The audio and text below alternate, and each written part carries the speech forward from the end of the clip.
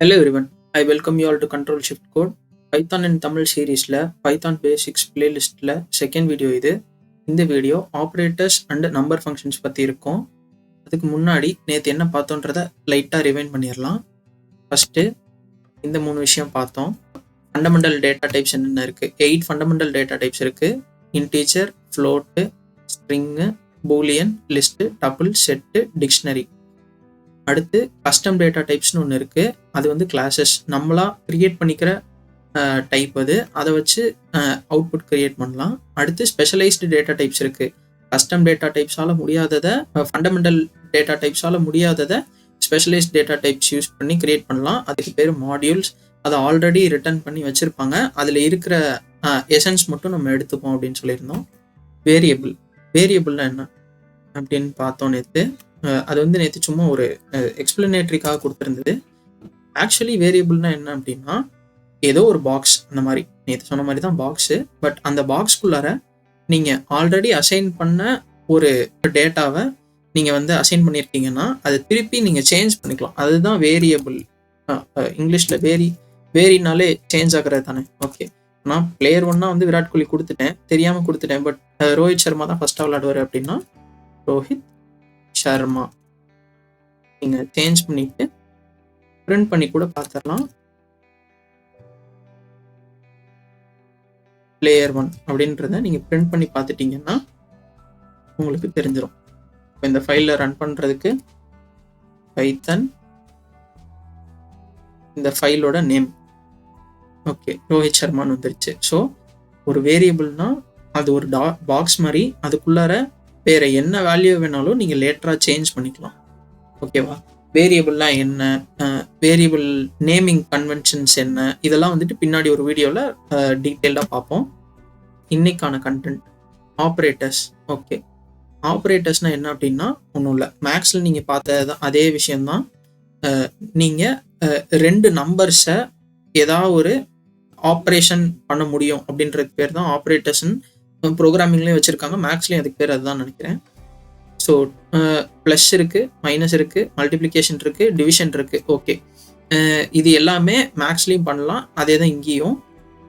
இதை பிரிண்ட் பண்ணி பார்த்தீங்கன்னா இதுக்கான வேல்யூஸ் என்னன்னு தெரியும், அவ்வளோதான். ஓகே, அப்பேர் ஆல்ரெடி நீங்கள் டெஸ்ட் பண்ணி பார்த்துட்டிங்கன்னா தெரிஞ்சிடும் உங்களுக்கு. ஸோ இதுக்கான ஆன்சர்ஸ்லாம் கரெக்டாக இருக்கும். 0.5 அப்படின்றத ஃப்ளோட் அப்படின்னு சொல்லியிருந்தோம் நேற்று. ஓகேவா?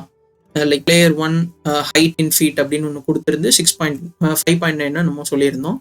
ஓகே, இப்போ இங்கே அதே மாதிரி 0.5 அப்படின்னு இருக்கிறதுனால இது வந்து ஃப்ளோட் அப்படின்றது உங்களுக்கு தெரியும். ஓகேவா?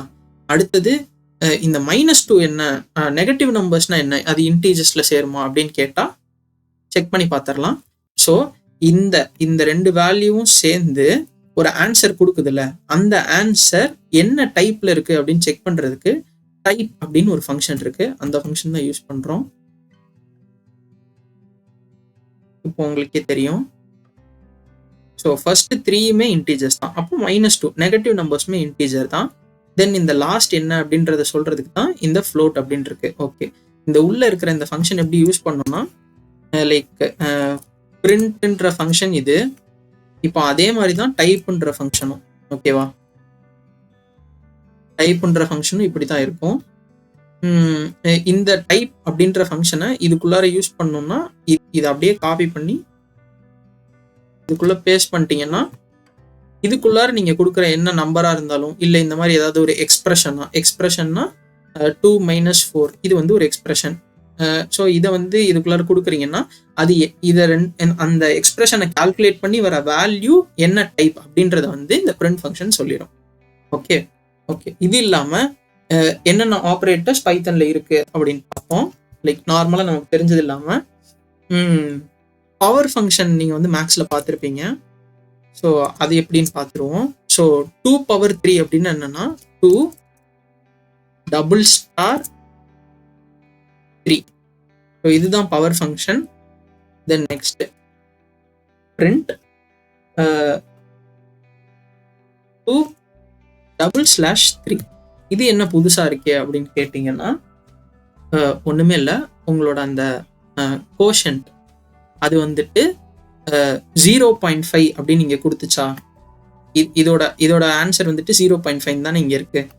ஸோ இந்த 0.5 பாயிண்ட்டுக்கு அப்புறம் டெசிமலுக்கு அப்புறம் இருக்கிற வேல்யூ ஒமிட் பண்ணிட்டு வெறும் நம்பராக கொடுக்கும் உங்களுக்கு. அதுக்கு தான் இந்த டபுள் ஸ்லாஷ் யூஸ் பண்ணுறாங்க. வேணா செக் பண்ணி பார்த்துருவோம். ஓகே, இது 2/3 வந்துட்டு 8. தென் இதில் வந்துட்டு 0.5 இதுக்கு கொடுத்துருந்துச்சு.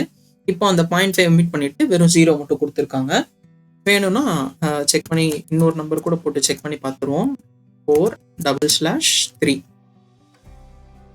செக் பண்ணிட்டீங்கன்னா ஓகே, இது பார்த்தீங்கன்னா 1 பாயிண்ட் சம்திங் வரும். ஆனால் வெறும் 1 மட்டும் தான் கொடுத்துருக்கு. அப்போ இட் இஸ் ஒர்க்கிங். ஓகேவா? நெக்ஸ்ட், இப்போ எனக்கு கோஷன்ட்ல டெசிமல் வேல்யூஸ் இல்லாமல் ஆன்சர் கிடைச்சிருச்சு. டெசிமலோடையும் இருக்கு, அது நார்மல் அந்த வெறும் ஸ்லாஷ் மட்டும். இப்போ எனக்கு ரிமைண்டர் வேணும் அப்படின்னா அதுக்கும் ஆப்ரேட்டர் இருக்கு. பர்சன்டேஜ் ஆப்ரேட்டர், பர்சன்டேஜ் தான் ஆப்ரேட்டர். 6% 4. ஓகே, இப்போ இதுக்கு ரிமைண்டர் வந்து 2ன்னு இருந்திருக்கும். ஸோ சேவ் பண்ணிட்டு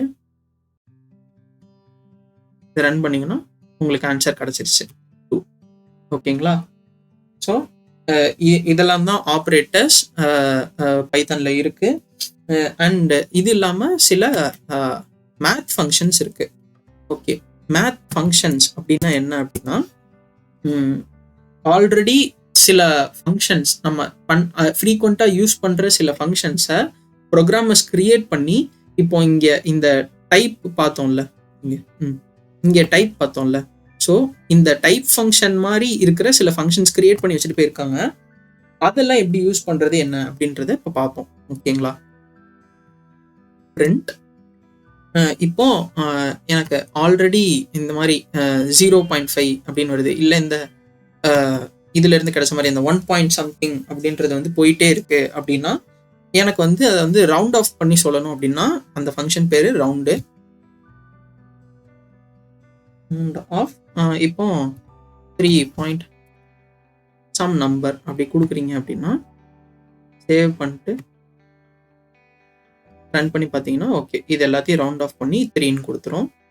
இப்போ இதே நம்பரை வந்துட்டு ஒரு லைக் 5க்கு மேலே கொடுத்தா என்ன காட்டுது அப்படின்னு பார்த்துடணும்ல. பார்த்தீங்களா? ரவுண்ட் ஆஃப் தான் பண்ணுது. ஓகே, இது இல்லாமல் இன்னொரு மேத் ஃபங்க்ஷன் இருக்கு, அது என்னன்னு பார்த்துருவோம். பிரிண்ட் -20. ஓகே, ஏபிஎஸ் அப்படின்னா என்ன? மேக்ஸ் ஓரளவுக்கு நல்லா படிச்சிருந்தீங்கன்னா உங்களுக்கு நெகட்டிவ் வேல்யூஸ் வந்து அப்சல்யூட் பண்ணாங்கன்னா என்ன ஆகும் அப்படின்னு சொல்லுவாங்க. லைக் இந்த மாதிரி 2 சிம்பிள் இருக்கும், பைப் சிம்பிள் போட்டு இருக்கும். ஸோ இது என்ன பண்ணும் அப்படின்னு உங்களுக்கு மேக்ஸில் தெரிஞ்சுன்னா அதுதான் இதோட ஆன்சர். ஓகே, ஒன்றும் இல்லை, நெகட்டிவ் வேல்யூஸை வந்து மாற்றி அதை வந்து பாசிட்டிவாக உங்களுக்கு வந்து கொடுக்கும். ஓகே, இங்கே நம்ம கெஸ் பண்ண மாதிரி -20 வந்துட்டு. ஓகேங்களா? இப்போ இன்னைக்கு என்னென்ன பார்த்தோன்றது ஒரு ரிவைண்ட் பண்ணிடலாம். Okay, normal mathematical operations, addition, subtraction, multiplication, division எப்படி பண்ணுறதுன்னு பார்த்தாச்சு. அடுத்தது பவர் ஃபங்க்ஷன் எப்படி கொண்டு வரதுன்னு பார்த்தாச்சு. டபுள் ஸ்லாஷ், அதாவது நமக்கு கோஷன்ட்ல இருக்கிற அந்த வேல்யூ வந்துட்டு வெறும் நம்பராக கிடைக்கணும், டெசிமல் பிளேசஸ் வராமல் இருக்கிறதுக்கு இந்த ஆப்ரேட்டர் யூஸ் பண்ணுவாங்க. தென் இந்த பர்சன்டேஜ் எதுக்கு யூஸ் பண்ணுறாங்க அப்படின்னா உங்களுக்கு ரிமைண்டரில் இருக்கிற வேல்யூ வந்து டிஸ்பிளே பண்ணுறதுக்காக. ஓகே, அடுத்து அது இல்லாமல் மேத் ஃபங்க்ஷன்ஸ் நிறைய இருக்குது. அதில் ரவுண்ட் அப்படின்றது ஒன்று, அப்சல்யூட் அப்படின்றது ஒன்று. ஓகே, இந்த மாதிரி இருக்கிற இன்னும் நிறைய ஃபங்க்ஷன்ஸ் இருக்குது. அதெல்லாம் எப்படி நம்ம வந்து பார்க்குறது அப்படின்னா நீங்கள் கூகுள் பண்ணி கற்றுக்கோங்க.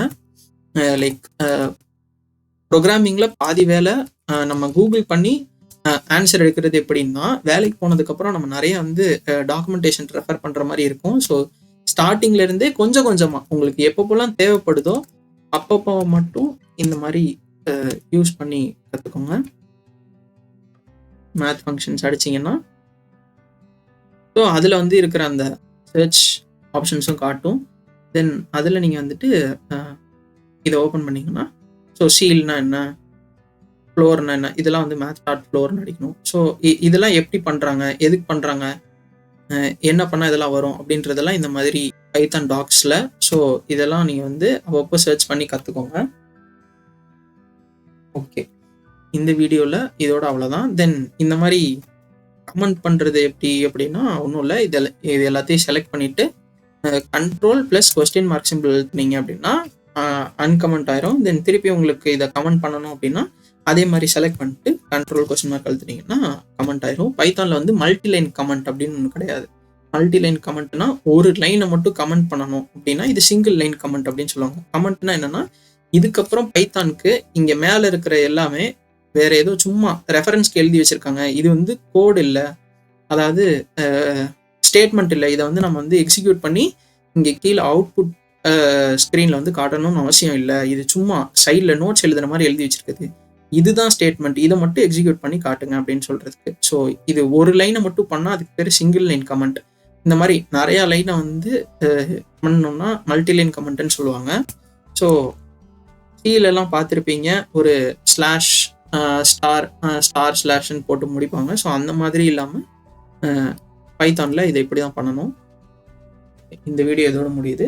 Thank you so much. அடுத்தடுத்த வீடியோ கண்டிப்பாக பாருங்கள்.